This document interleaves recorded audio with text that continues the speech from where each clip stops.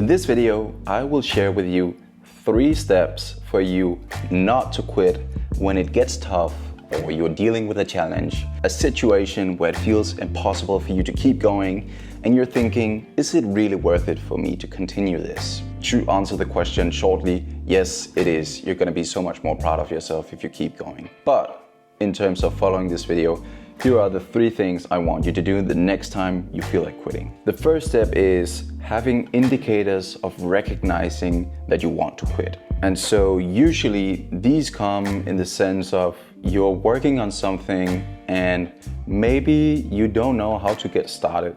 There's something you don't know. And so it seems difficult. It's a challenge to you. You don't know actually what to do. Suddenly procrastination starts and you're thinking, I should probably just do something else.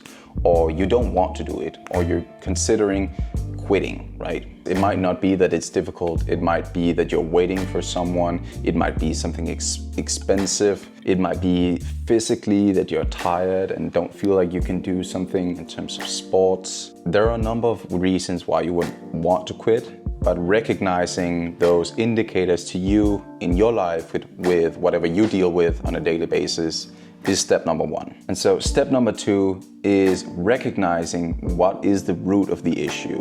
Why is it that I want to quit in this moment? Why is it that whenever I look at video editing, I want to stop doing it? I don't want to do it.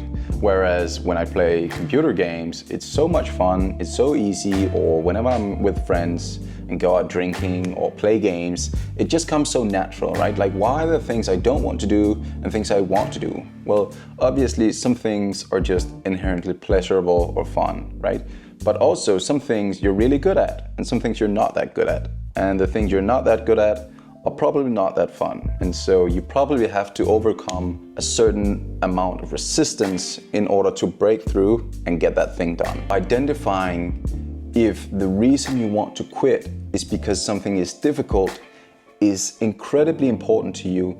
And it is important because then you can go to step number 3, which is fixing it.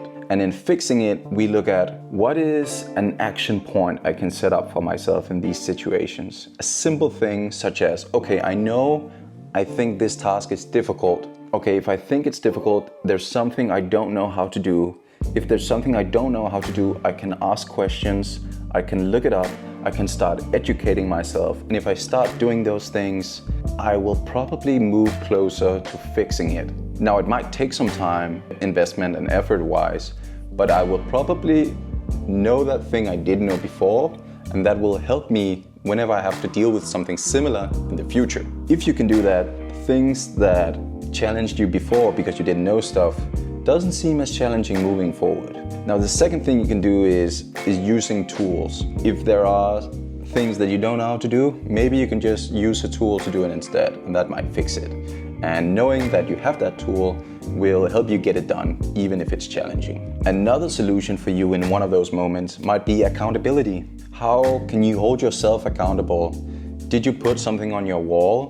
Did you talk with someone about doing this difficult thing, about losing weight, about making your first money online, about doing that hard thing in life? Like, did you talk with someone who can hold you accountable in that relation you have to them? And then fourthly, and this is probably the one I think works the best, is who do I want to be as an individual? Like, my identity, the way I view myself, the way I think of myself, the things I do, what are they shaped around? What character do they belong to? And if you choose your identity to embody that of a person who does not quit. So when you think of yourself, you think of a person who does not quit. If that is the image you have of yourself, it will be easier in those moments. When I have to get up in the morning to go run and it's ice cold outside, I don't want to do that. Usually never. But I wake up and I think, the person I want to become in 10, 20, 30, 40 years, would that person stay in bed or would they go up? Would they get up and do it even if they didn't feel like it? And unfortunately for my lazy side, every time it's the I want to do it side that wins. Luckily, because that means I go do it. But the reason is I know that strongly that this is the type of person I want to become. And by wanting to become that person, and making decisions in alignment with those values, funnily enough, that is the kind of person I then am and will be. And so the closer you can tie your identity to the goals and the values you have or aspire to have, the easier it will be to align with those values in those dark, hard, obstacle-filled moments. And the more you can lean on that, the easier it'll be to say, I might not want to do this thing right now, but I know that I'm not a person who effing quits just because it gets a little difficult. It might be rough sailing right now, but I know I'll be proud of myself when I come out the other side, and that is worth it every damn time, just aside from the fact that I'll reach my goal and get whatever reward it is. And so you can do small steps, action steps in those moments that you know, so small things that's easy to do, that you know that can help you. You might have certain tools that can help you. You might have other people that hold you accountable.